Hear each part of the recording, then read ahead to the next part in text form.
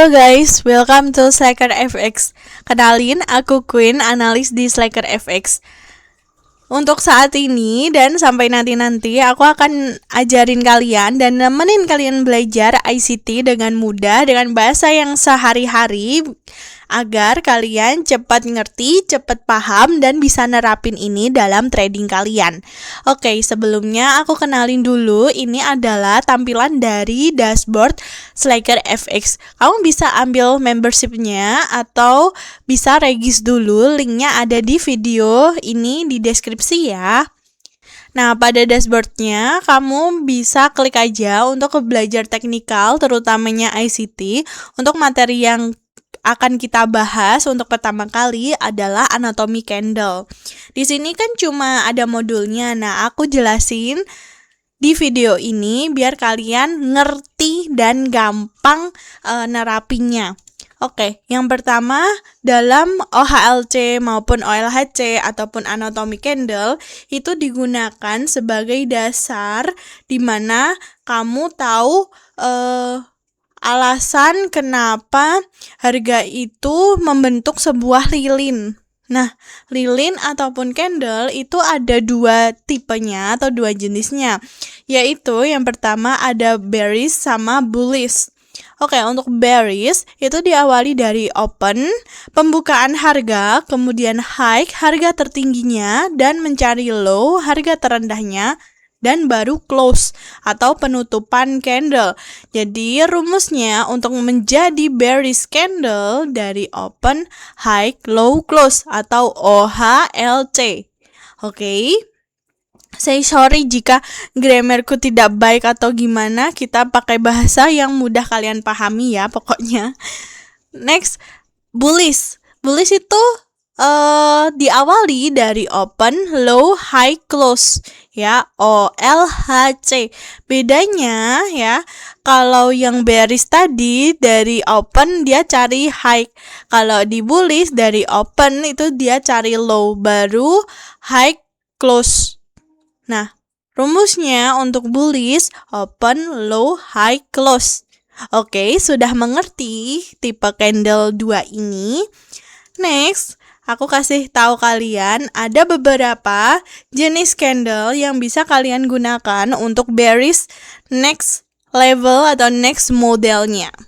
Untuk jenis yang pertama dinamakan directional candle. Directional candle itu ya dia ketika open, ya ini contohnya bullish example dulu ya. Dari open, low. Nah, ketika open low, dia mencari high, ini dia membentuk beberapa ekspansi. Ya, membentuk ekspansi pergerakan harga dengan cepat dan dominan untuk satu arah. Terlihat dari opening price di sini, ke mencari high-nya itu lurus saja dia. Ya, meskipun ya berkelok-kelok tapi dia lurus aja. Dan jarak low sama high-nya juga lumayan cukup jauh dan baru dia close di dekat high. Nah, ini tercipta directional candle. Ciri-cirinya bodinya besar dengan ekor yang kedua-duanya kecil, atas bawah ekornya kecil dengan bodi yang lumayan besar atau panjang. Ini kenapa dinamakan directional? Karena dia searah. Ya, dia sebuah candle yang mempunyai arah. Oke, atau tanda ekspansi. Next, selanjutnya dinamakan reversal. Nah, reversal candle itu dari open, low, high, close. Bullish candle dari open, low, kemudian dia balik lagi ke opening price ini, kemudian high dan close. Ini jaraknya low dan high itu memang jauh, tapi jarak open dan close-nya itu terlalu dekat.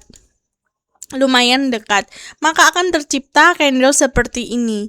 Ini menandakan adanya kendali berbalik dalam satu periode atau pembalikan. Reversal itu pembalikan, candle yang menandakan adanya pembalikan, ya, pembalikan tren untuk jangka panjang maupun jangka pendek.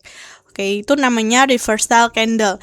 Ciri-cirinya Wingnya panjang, ekornya panjang salah satu sisi dengan body yang lumayan kecil karena open sama close jaraknya cukup lumayan dekat, dan salah satu ekornya itu lumayan pendek, satunya panjang, satunya pendek, seperti itu. Next, yang ketiga, ada yang dinamakan indecision candle. Indecision candle itu bodinya lumayan kecil terbentuknya. Jadi open close itu malah lebih dekat daripada reversal tadi. Open close ini jaraknya hampir berdekatan. Kemudian high dan low, jadi kayak cenderung dari harga open pembukaan ke penutupan itu kayak cuma balik lagi. Dan dia wignya itu antara atas dan bawah itu biasanya lumayan kecil ataupun panjang kedua-duanya. Ini market itu cenderung konsolidasi, pergerakannya nggak ada yang kayak cepat gitu, nggak ada. Jadi kayak lebih kayak dia di situ-situ aja, nggak mau ke atas maupun ke bawah gitu. Nggak ada dia break structure atau gimana tuh, nggak ada. Nah itu bodinya kecil, dua sisi imbang atau ekornya imbang, market itu sama aja numpuk likuiditas di sini. Atau bisa dikatakan no bias juga untuk menemukan indecision candle atau candle keraguan-raguan. Jadi nggak ada dia buy maupun sell biasnya juga, seperti itu. Oke, untuk contoh yang pertama, candle reversal. Oke, contohnya sebelumnya di sini aku di Euro USD dengan time frame 1 jam, dan ini adalah penampakan atau mempresentasikan dari candle harian atau one day. Nah, yang pertama kalian tahu ini ya, yang aku tunjukin yang kedua dari kiri ini adalah candle reversal. Kenapa? Dari midnight open, dari opening price-nya ya, dia mencari low ya, ini adalah low ya, dan kemudian dia mencari high. Nah, high ini tuh jadi high of the day dan baru dia close. Alright. Nah, dari low ini dia menyapu dari previous day low. Nah, di harga paling rendah kemarin ya, ini di sweep. Oke, di sweep, disapu, penyapuan likuiditas ya, disapu, dan ini fix dia menjadi low of the day-nya. Oke, dari open low dan kemudian dia mencari high. Nah, kamu tahu dia kan close-nya kan di sini. Ya, close-nya di sini. Sedangkan dia open-nya kan dari sini. Nah, lihatlah dari jarak open sama close-nya ini berdekatan. Nah, karena dia menyapu likuiditas ya atau previous day low tadi di hari sebelumnya, maka ini bisa menjadi tanda-tanda untuk reversal. Di candle daily-nya kamu tahu ini dari low ini di sweep.